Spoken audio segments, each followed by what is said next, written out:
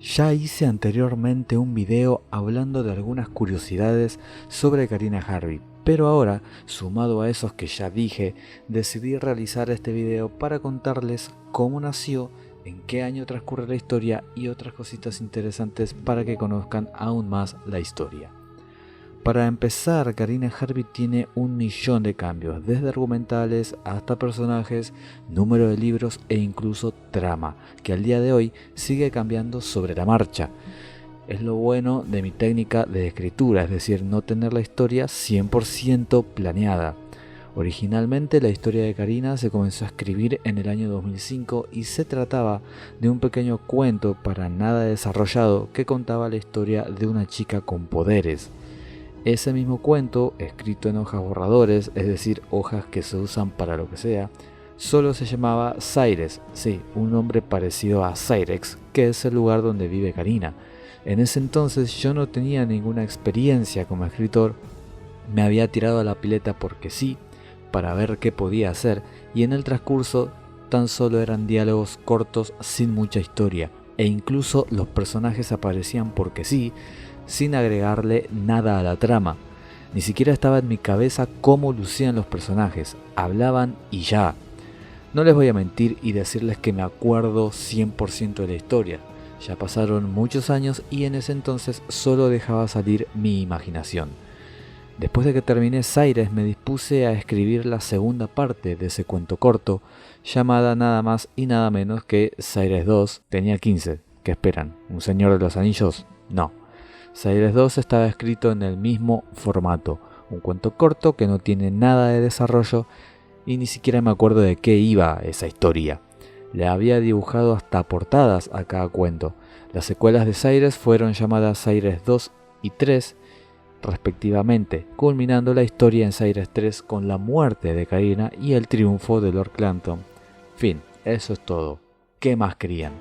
A mediados del 2007 mi cabeza dio un giro y comenzó a escribir la cuarta parte de la historia, que se tituló Zaires Extremo, y sí, también tenía dibujo de portada, todo un creador. La diferencia que había entre la trilogía original y su cuarta parte era la más obvia. Karina no estaba, había muerto en el final de la 3, por lo que eso se tenía que arreglar, y eso se hacía con el poder del guión.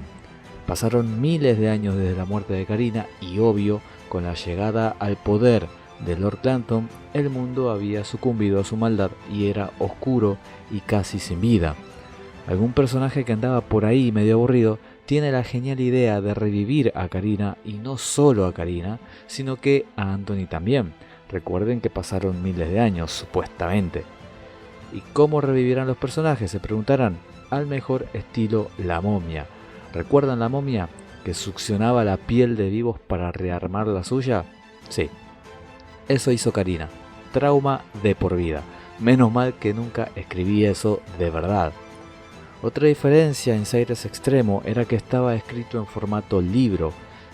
Cada cosa era separada por capítulos y había narración, había una trama, a pesar de lo pobre que era. Sin acordarme mucho de cómo había finalizado la cuarta parte, comencé a escribir una quinta parte que se llamó Zaires Guerra Inmortal, que narraba la última batalla entre Clanton y Karina. Y eso era todo, ahí finalizaba la historia. Luego de la historia principal, comencé a crear la historia de la hija de Karina, con la única diferencia de que nunca llegué a escribirla, sino que solamente estaba en mi cabeza. La hija de una leyenda era el nombre de la primera parte y el nombre de la hija de Karina sería Nancy Wilde. Entre tantos bocetos, la pequeña Nancy tendría que enfrentarse a la hermana malvada de Karina, de la cual jamás habíamos escuchado hablar, o sea, su tía. Esta nueva saga se trataba de una trilogía cuyo nombre de sus dos secuelas serían El secreto de la familia Wilde, contando por qué Anthony Wilde era tan importante en la saga original, y La rebelión, en donde la hija de Karina junto con otros personajes se alzaban contra la nueva dirección de Zaires. En el año 2010, esta fue una historia que, al igual que la trilogía, nunca se escribió y contaba ni más ni menos que la historia de la hija de Nancy, es decir, la nieta de Karina Harvey, y se la trataba como la legendaria superguerrera. Aquí es donde empiezan las transformaciones y fusiones al mejor estilo Dragon Ball Z. Serena Connelly era la sucesora directa del poder de la superguerrera, una agente que sobrepasaba la jerarquía 10, llegando al nivel 11. ¿Les recuerda algo? Exacto.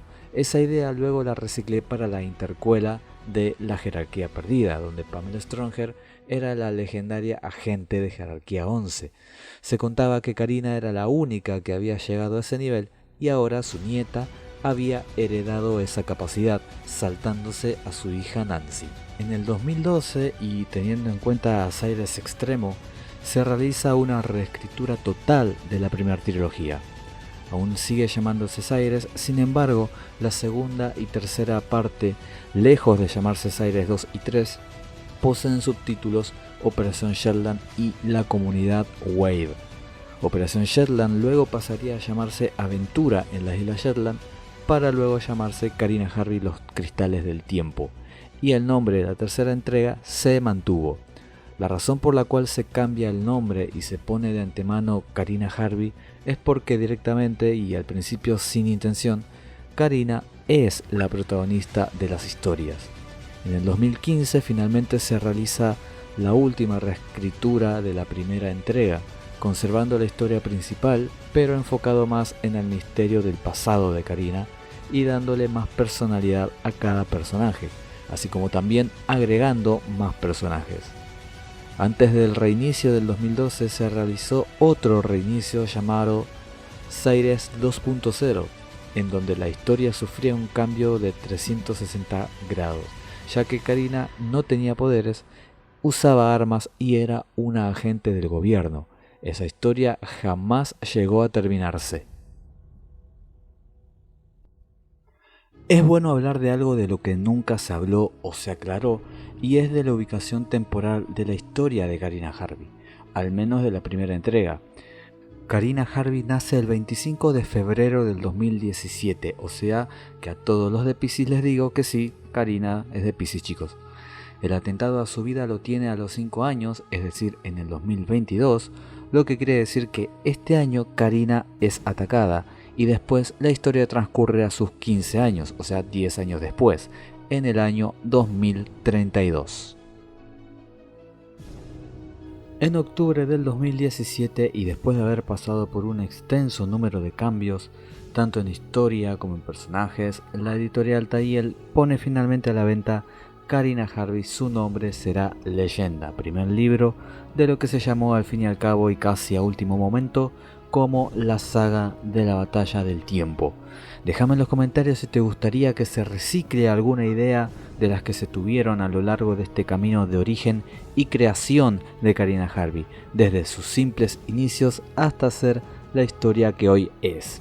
Espero que el video te haya gustado, no olvides suscribirte y darle like, te mando un saludo y hasta el próximo video.